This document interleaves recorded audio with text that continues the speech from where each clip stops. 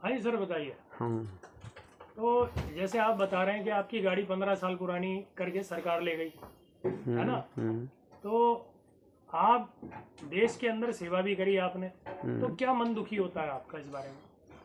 भाई मेरा मन दुख इस बात का होता है कि मैं अपनी व्यवस्था के अनुसार, अपनी शिक्षा दीक्षा के अनुसार मैं मिनिस्ट्री ऑफ होम अफेयर्स में ज्वाइन किया और सारी ज़िंदगी 40 वर्ष तक हर एक परेशानियों को तय करते हुए अपनी कमाई के माध्यम से गवर्नमेंट के द्वारा खेत के द्वारा नॉर्मल कॉलोनी में मकान लेकर के मैंने बनाया। और जब तक सामर्थ्य मैं ड्यूटी आवर्स में था तब तक मैंने उसका हाउस टैक्स वगैरह भी दिया, क्योंकि सरकार डेवलपमेंट कर रही थी और डेवलपमेंट में जो खर्चा लगता मैं उसका सहयोगी था, इसलिए मैं उसमें पेमेंट भी दिया, सब कुछ किया। लेकिन जिस संस्था से जुड़ा हुआ था मैं, और आधार डिवीज़न की कंपनी भारत इलेक्ट्रॉनिक्स लिमिटेड के नाम से जानी जाती है, उसमें मैं एक सीनियर इंजीनियर के पोस्ट से रिटायरमेंट जब प्राप्त किया 2011 में। इसके बाद हमारी पेंशन ख़त्म हो गई, क्योंकि व्यवस्थाओं के अनुसार जब समाज को चलना होता है, देश को चलना होता है, उसके हिसाब से पेंशन बंद होकर के केवल 2014 रुपये पेंशन मात्र मिलती है। और इस पेंशन के नाम पर सरकार हमारे साथ क्या धोखाधड़ी कर रही है या हो रहा है मेरे साथ व्यक्तिगत, हम किसी को दोषी एक को नहीं बताते, व्यवस्थाओं को दोषी बता रहे हैं कि जिस जंगल में जम्मू कश्मीर से लेकर के लेह लद्दाख तक और कन्याकुमारी तक और इधर कच्छ की घाटी से लेकर के समुद्र के किनारे से लेकर के नागालैंड मणिपुर तक राडार डिवीज़न के जीपीएस प्ले के लिए मैंने काम किया, जान जोखिम में डाल करके सरकार के द्वारा निर्दिष्ट काम किया।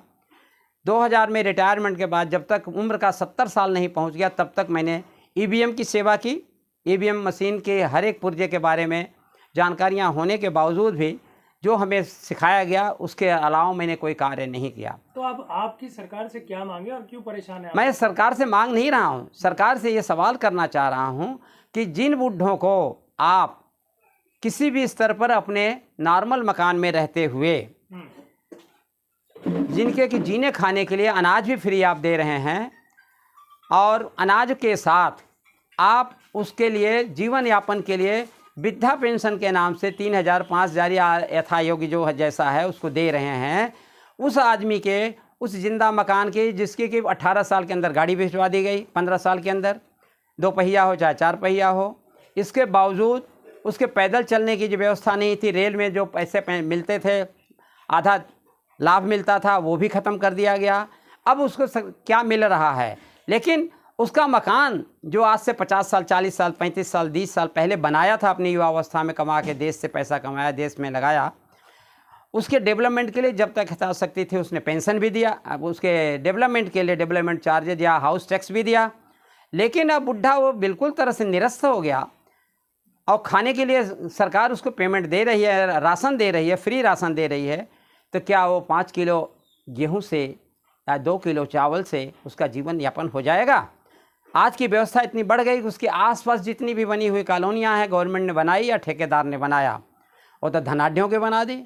लेकिन वो जो 20 साल 25 साल 30 साल पहले मकान बना, क्या वो अभी इसी आज की इस स्तर में वो जवान है क्या? तो उसका रिटायरमेंट क्यों नहीं आता कि इसे हाउस टैक्स माफ़ कर दिया जाए?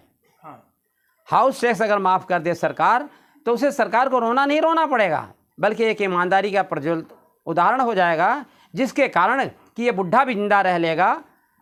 मान लो 3 मंजिल 2 मंजिल बना लिया तो अपनी कमाई में बनाया, सरकार से लेके नहीं बनाया, तो सरकार लेने वाली कौन होती है उससे? और पेंशन भी खत्म। पेंशन तो खत्म ही है, पेंशन तो दिया ही नहीं, लिया ही नहीं किसी ने।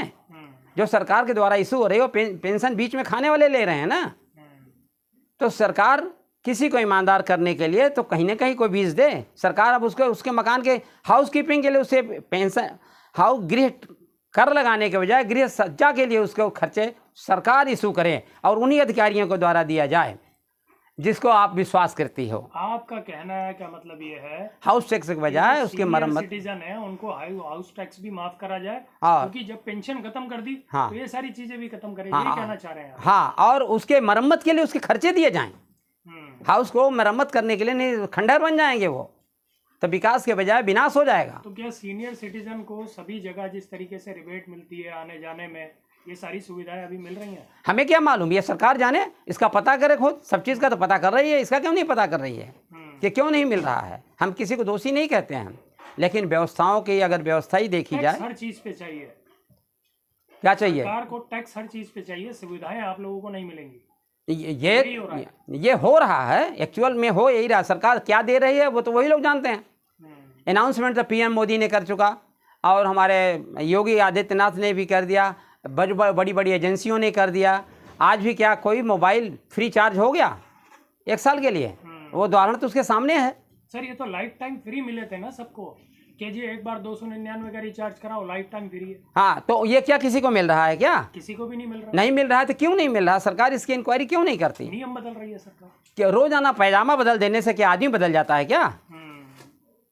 लेकिन जो जनता को, सरकार ऐसा कंपनियों पे क्यों नहीं करती? जब जनता को सिम कार्ड दिए थे कि जी 299 का लो, लाइफ टाइम फ्री है इनकमिंग, लेकिन आज तो इनकमिंग के लिए भी रिचार्ज कराना पड़ रहा है। अरे भाई, बहुत सारे सवाल आपके हैं, उस सवालों के जवाब देने के लिए हम नहीं, मैं अपनी समस्याओं को आप तक पहुंचा रहे हैं। हाँ। सरकार के पास किसी तरह से इसको अगर भेज सकते हैं तो भेज दीजिए, ऑनलाइन भेज दीजिए। नहीं तो ये तो समस्या आपकी भी होगी ना, आपकी जेब में भी मोबाइल है, हमारे रिचार्ज कराते नहीं कराते? अरे सीनियर सिटीजन को मोबाइल का रिचार्ज इनकमिंग फ्री मिलना चाहिए कि नहीं मिलना चाहिए? चाहिए। हाँ। लेकिन वो दे क्या रहे हैं? वो उनके हिसाब से बहुत कुछ चाहिए, लेकिन दे कहाँ रहे? वो तो ले ही रहे हैं हमेशा। क्या तो आप ऐसा मानते हैं कि जो सीनियर सिटीजन हो इनकी इनकमिंग फ्री होनी चाहिए?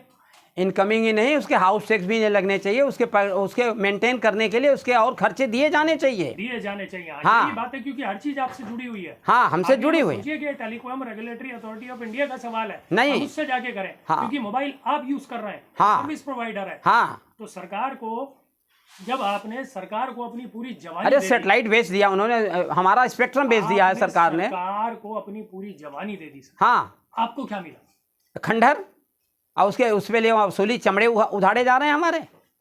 ये क्या तमीज है सरकार का? छोड़ी आपके पास, उसे भी बिकवा दी 18 साल पुरानी होते, अब 15 साल होते ही बिचवा दी। ठीक है सर, बहुत बहुत धन्यवाद। तो इसलिए हम ये चाहते हैं सरकार से कि सरकार एक बार तो इंक्वायरी करे इसकी कि क्या वास्तविकता में उस आदमी तक वो हक पहुंच रहा है या नहीं पहुंच रहा है। जो मकान गृह कर लेने वाला आदमी है, उस अधिकारी के द्वारा चेक करा लिया जाए कि गली में उसके कूड़ेदान की मशीन भी जा रही है, उसे पानी भी मिल रहा है कि नहीं मिल रहा है। और नहीं ना मकान गिरने के आज में तो जो एस्टिमेट मांग ले, उससे एस्टिमेट मांग करके उसका मुआवजा दे, जो आज तक लिया है वो उसे रिटर्न करे। इंश्योरेंस वाले हैं 10-20-50 रुपये सालाना महीना लेते हैं, लेकिन उसका समरी पर उसके तो इंक्वायरी के बाद पेमेंट देते हैं ना, तो तुम क्यों नहीं दे रहे हो? और सरकार को तो आपने पूरा जीवन दिया। हमने तो सारा जीवन दे दिया, कहाँ से जाएंगे हम?